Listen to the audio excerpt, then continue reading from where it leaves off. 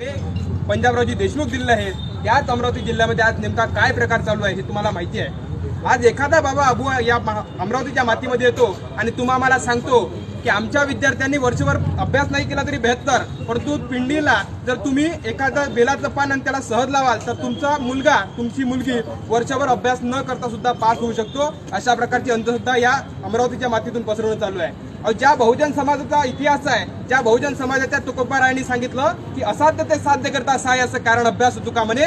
जर असाध्य गोष्टी सुद्धा साध्य करायची असेल तर त्यासाठी अभ्यास आणि अभ्यास हा एकमेव पर्याय आहे। त्या बहुजन समाजाला भंडवण्याचं आणि गंडवण्याचं काम हा प्रदीप मिश्रा करतोय। ज्या अमरावतीच्या मातीमधून गाडगे बाबांनी संदेश दिलाय की भटजीची एक लाईन आहे, घे चमचा टाक पाणी, भटजीची एक लाईन आहे, घे चमचा टाक पाणी, 2 चमचे पाणी टाकून 5 रुपयाचे सत्यनारायण वाचून इथले भटजी करोडो रुपये कमावते। तुम्ही कसले रे भयताड बहुजन, तुमच्या घरात का घुसला सत्यनारायण? सत्यनारायण ही देवाची भक्ती नाही,